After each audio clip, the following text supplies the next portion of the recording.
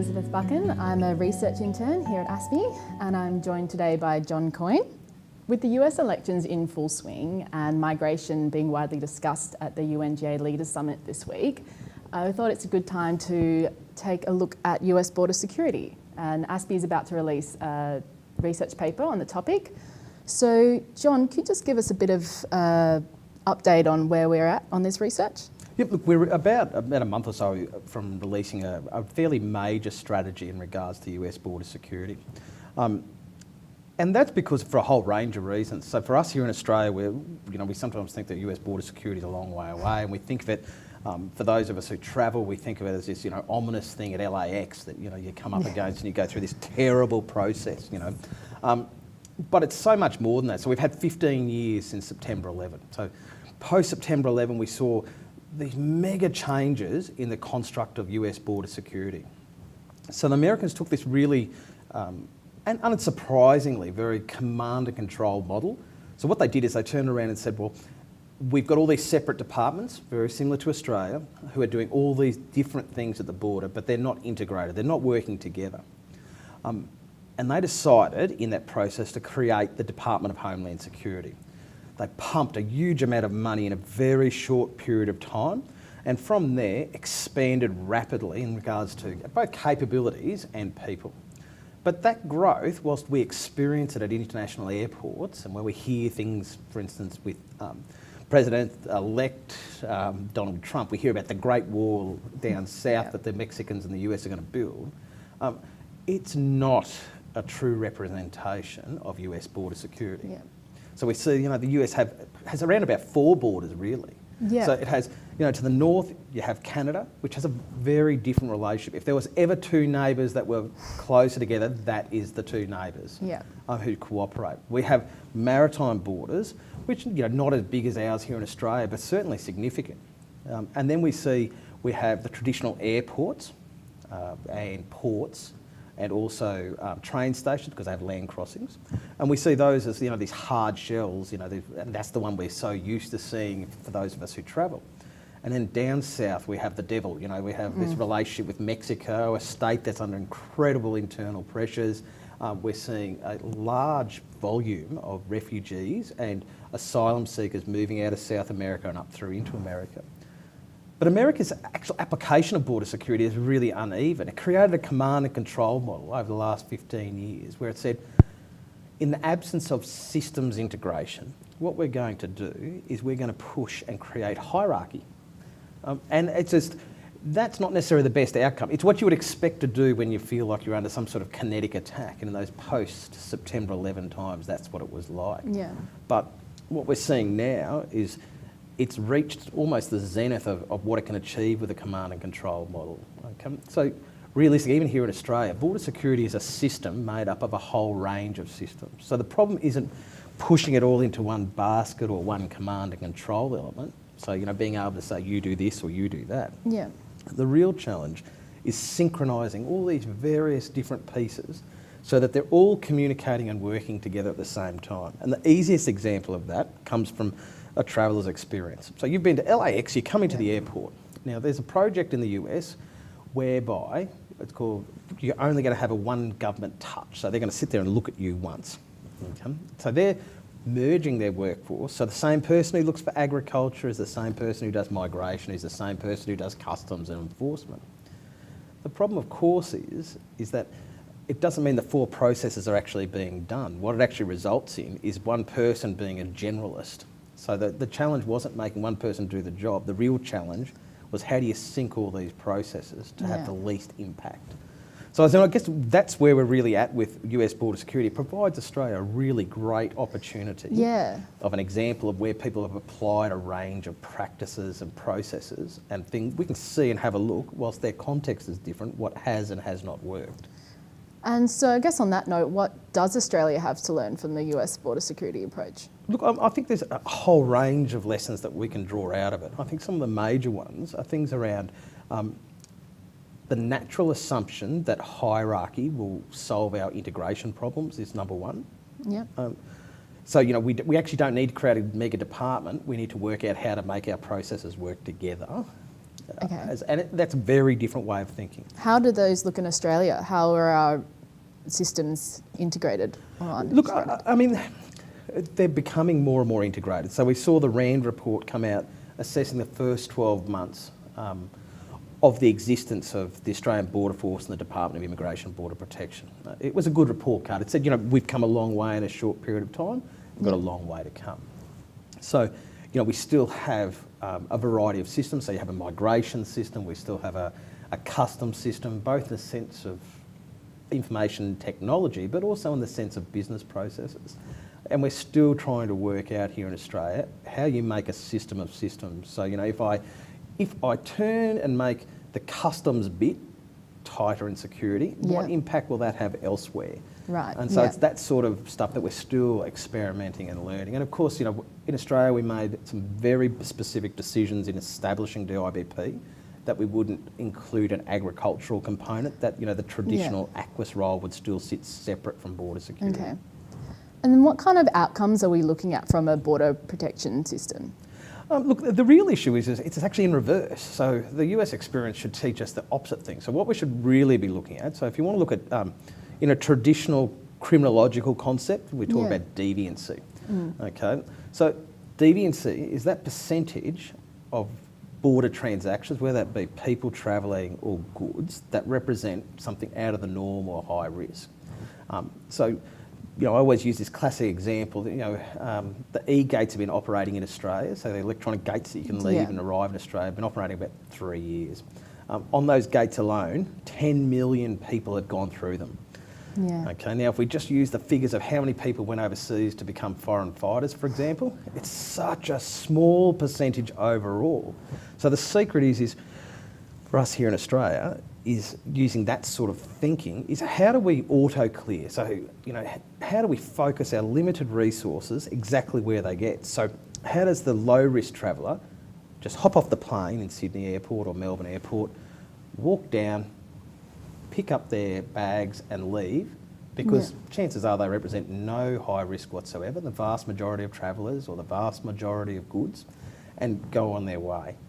The secret is how do we process that so that we have as limited interaction with the public as possible as the start point, and focus on that very small deviancy rate.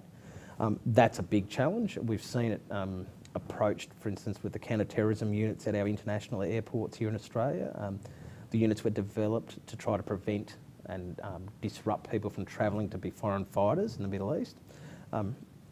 So they're looking for people who present a higher risk and looking to intervene with their travel to confirm whether or not that risk is true.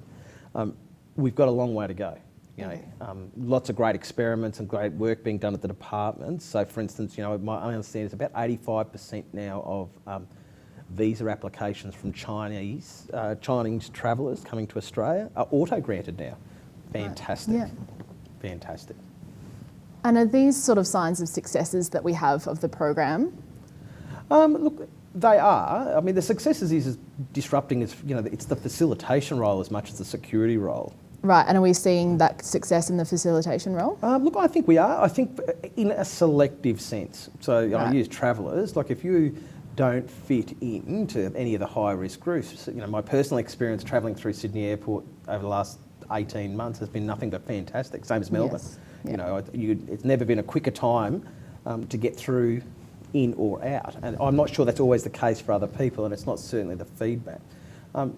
The thing to remember, and especially when we're talking travellers and risk, is that the traditional profiles of risks have changed. So the world has always been, especially in the West, has been selectively permeable. Okay, so some people can move through borders quicker than others and easier than others. So good example is, you and I could travel to the UK today, and because we come from Australia, getting to the UK, getting through Heathrow Airport, getting through customs and immigration, it's going to be so much easier.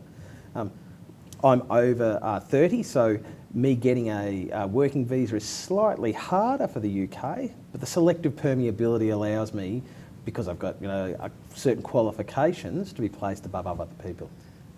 A lot of our assumptions though have changed now. Paris attacks, Nice attacks, Charlie Hebdo, though all of a sudden it used to be a really basic assumption that, if you had an EU passport, you represented someone who was less of a threat. Yeah. Clearly that's no longer the case. Some countries, using countries as a definition for risk is no longer an obvious selection.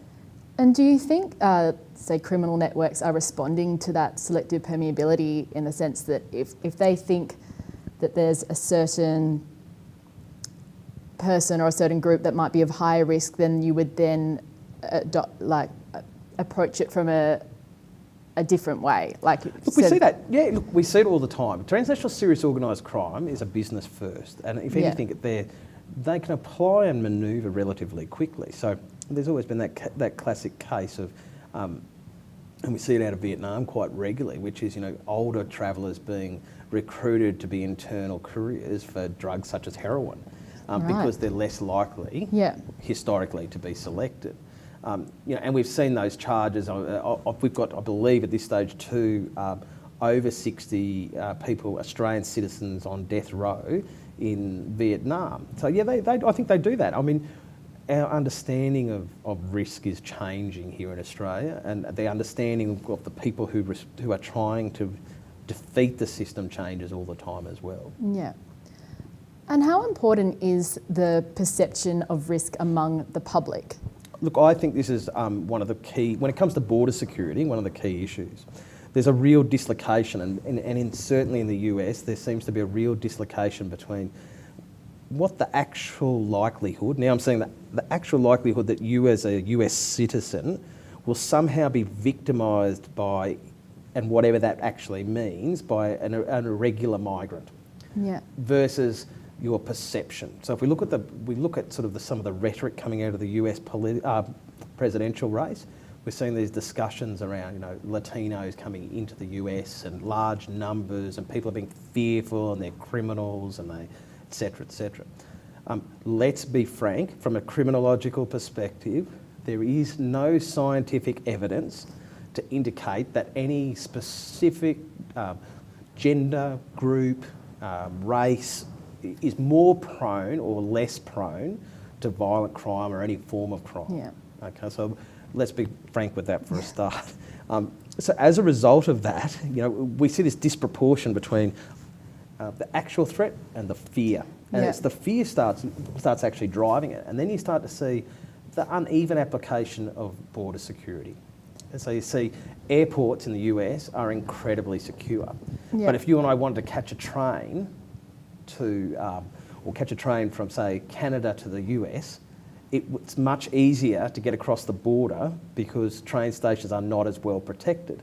Similarly, ports in comparison to airports are not as well protected. So this is sort of uneven application. We're going to build a gigantic wall down south because we're fearful, and not necessarily that because it's going to result in an outcome. Bearing in mind too, a lot of the US is actually already has fencing, surveillance and a range of other capabilities focused at that border area anyway. Yeah. How much does that public perception, though, drive government policy? If they're wanting to look like they're serving the people and responding to the people's concerns, do they then have to take note of what the public perception is, or do you just go on the path of doing assessing the risk from your more objective, I suppose, perspective? Look, I think a lot of this is a problem faced in law enforcement more broadly in communities from Australia to the US to the UK, and is at the heart of the original history of, say, policing, which is that it's about community safety more than anything else. So the difference between fear of crime and actual crime. So we saw it in New York with the issue of broken windows theory. So if people don't see broken windows, don't see graffiti, don't see other things, they feel more secure and there's less crime. So I think it's a little bit of both. You go to certain international airports where, certainly in Southeast Asia, they're scanning fingerprints, for example, but the fingerprints don't actually go anywhere to be assessed or aren't saved anywhere. Right. It's a measure to give a sense of security. Yeah. It's not necessarily a measure that's going to actually make a difference. And we see a lot of this.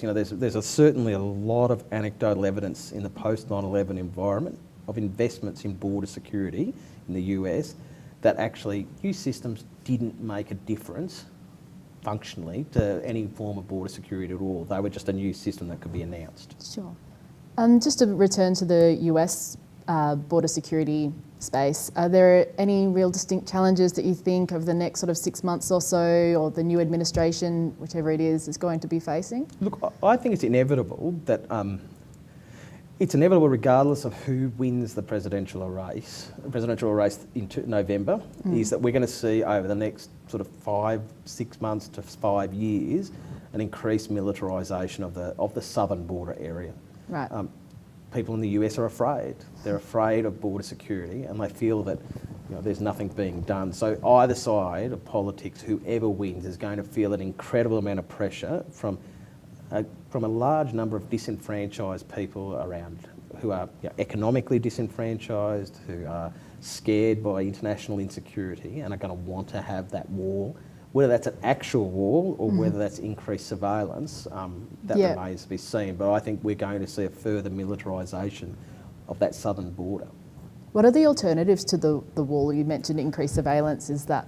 Look, I think we've got to be quite frank and honest with ourselves. The border processes in the land border, and we're very fortunate in Australia we don't have a land border, is really about buying yourself a policy breathing space to actually implement policies further afield that are going to have a meaningful impact on the flow of people. So in the case of the US, the longer term policy objectives here isn't about building a wall and allowing people to build up in Mexico, nor is it allow them to try to find, which they will do by their very nature, new ways to get around, over, through or under the wall. So is the wall even going to be effective? That's unlikely to be so. Like possibly could be in the short term, unlikely to be in the long term, if we look at history as an example. Yeah.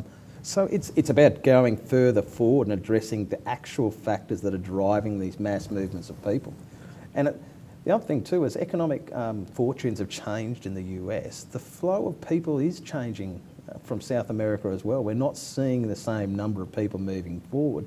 Right. We're seeing, there's an ageing of the population in Mexico, which is reducing the number of people who are travelling to the US. So we're seeing other factors. And in the same way, I think we have to look for more sophisticated policy levers to provide border security. And in the case of Australia, that's one of the key messages about creating a border continuum has been.